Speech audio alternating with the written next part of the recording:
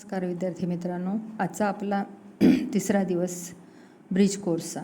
यामध्ये बघा, हे मराठीमध्ये तुम्हाला मुद्दामच दिलेलं आहे. त्याचं मिनिंग लक्षात देण्यासाठी टॉपिक आहे भूमितीतील मूलभूत संबोध आणि त्याचे सब टॉपिक आहेत बिंदू, रेषा आणि प्रतल. याप्रमाणे तुम्ही मराठीमध्ये दिलेलं आहे ते वाचू शकता. त्यानंतर आता आपण आपल्या आजच्या अभ्यासाला सुरुवात करूयात. डे 3 स्टँडर्ड 10th आजचा टॉपिक आहे बेसिक कन्सेप्ट्स इन जॉमेट्री. त्याचं सब टॉपिक आहे point, plane and line. Point, line and plane. आता याच्यातले पॉईंट्स आहेत आपल्याला अभ्यासायचे ते पॉईंट, लाईन आणि प्लेन. आता आपण लेट्स रिमेंबर, आठवूया जरा. Why the word coplanar is used in definition of parallel lines. आता आपण पॅरलल लाईन्सची डेफिनेशन काय म्हणतो, काय सांगतो की the two lines are in a same plane or आपण म्हणतो coplanar and does not intersect each other, then they are called coplanar, then they are called parallel lines. म्हणजे कोप्लेनर शब्दाचा अर्थ काय, एकाच प्लेनमध्ये असलेल्या परंतु एकमेकींना न छेदणाऱ्या रेषा म्हणजे पॅरलल लाईन्स. आठवलं तुम्हाला आता हा कोप्लेनर शब्द म्हणजे एकाच मध्ये असलेल्या लाईन्स. त्यानंतर दुसरा प्रश्न विचारलेला असा आहे की why do you verify that the light ray go in a straight line.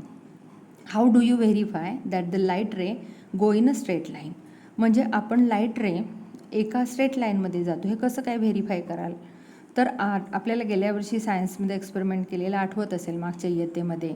The light rays are straight, का स्ट्रेट आहेत, कसे आहेत याचा आपण एक्सपेरिमेंट केलेला आहे, तो तुम्हाला आठवत असेल. आता याच्यामधले आपण काही इम्पॉर्टंट पॉईंट्स पाहणार आहोत. पॉईंट, प्लेन आणि प्लेन. पॉईंट, लाईन आणि plane. These are basic concepts in geometry. आपण त्याच्या काही अशा ठराविकपणे अशी त्याची डेफिनेशन सांगू शकत नाही. कारण कसं आहे बघा, लाईन अँड प्लेन हा सेट ऑफ पॉईंट्स. लाईन आणि प्लेन हे काय आहेत, ह्या पॉईंटचे काय आहेत, सेट आहेत. म्हणजे हे सगळे तिघेही जॉमेट्रीचे बेसिक कन्सेप्ट्स आहेत, म्हणजे बेस आहे जॉमेट्रीचा.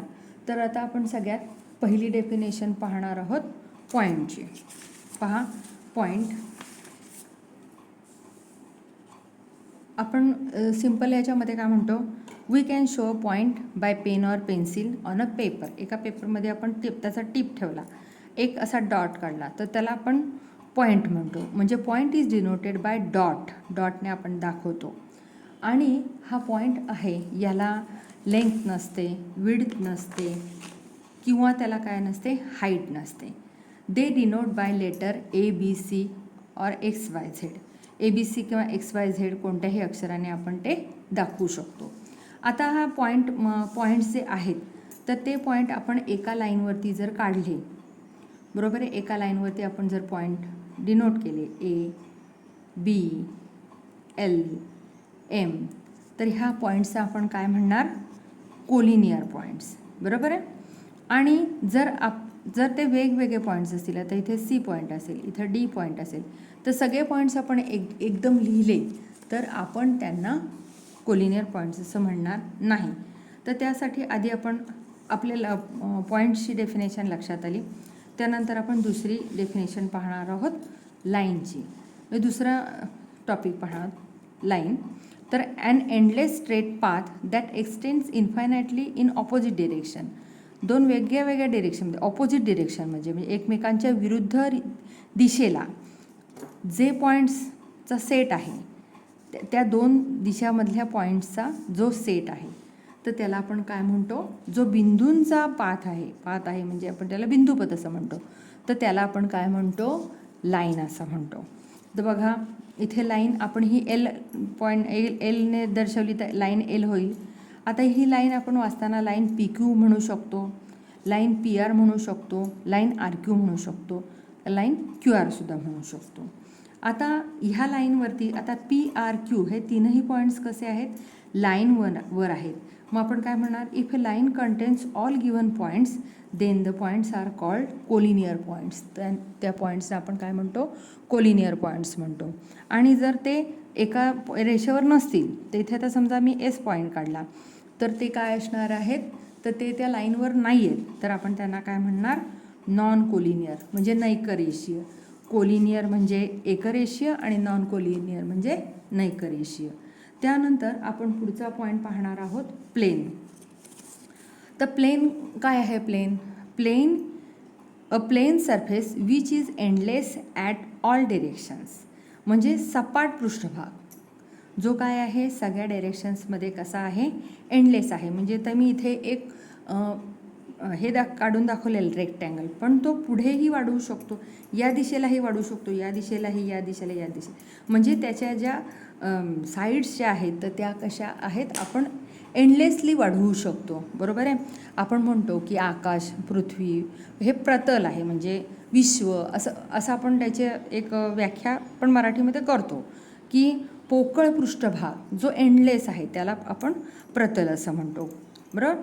आता ह्या प्लेनच्या बाबतीत आता आपल्याला जॉमेट्रीमध्ये ठराविक प्लेन असं घ्यायचा अभ्यास करताना, प्लेनचा अभ्यास करायचा आहे. If all given lines are lie in a same plane then they are called coplanar lines. एकाच प्लेनमधले असलेल्या लाईन्सना काय म्हणतात? Coplanar lines. आणि अदरवाईज नॉन कोप्लेनर लाईन्स.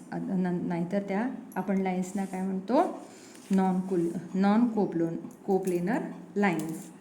अशा प्रकारे आपण डेफिनेशन्स पण पाहिलेले आहेत. या सर्व तुम्ही आपल्या वहीमध्ये व्यवस्थित उतरवायचे आहे. त्यानंतर पहा, आपण इथे एक्सरसाइज लिहायचं आहे. आता हा इथे वरती स्वाध्याय मराठीमध्ये पण आहे. इथे लिंक्स दिलेले आहेत तुम्हाला. ह्या लिंक्स नीट पाहायच्या आहेत व्यवस्थितपणे. याच्यामध्ये येत आहेत त्या पहा.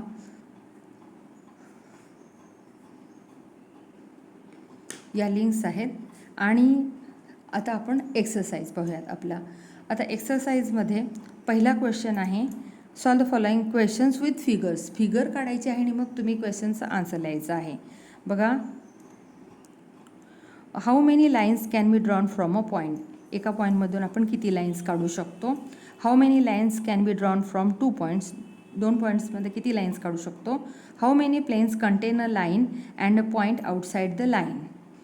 एक रेषा आणि रेषेबाहेरील बिंदू यांना सामावणारे किती प्रतल असू शकतात? त्यानंतर are any 3 points are coplanar.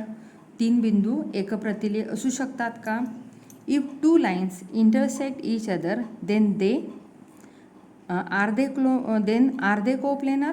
म्हणजे 2 लाईन्स इंटरसेक्ट करत असतील, छेदत असतील एकमेकींना, तर त्या कोप्लेनर असतील का? आणि 6 what is set of intersection of a plane and a line. रेषा आणि प्रतल यांचा छेदसंच काय आहे? इंटरसेक्शन सेट काय आहे? आणि what is set of intersection of 2 sets. 2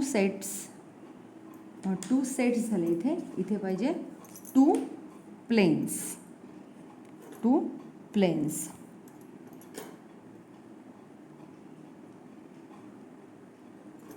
What is the set of intersection of 2 sets? 2 planes, 2 प्रतलांचा छेदसंच काय असतो? 2 प्लेन्स जर एकमेकांना इंटरसेक्ट करत असतील तर त्यांचा छेदसंच काय असतो? अशा प्रकारे हा एक्सरसाइज आपल्या वहीमध्ये लिहायचा आहे आणि दिलेले पॉईंट्स पण लिहायचे आहेत.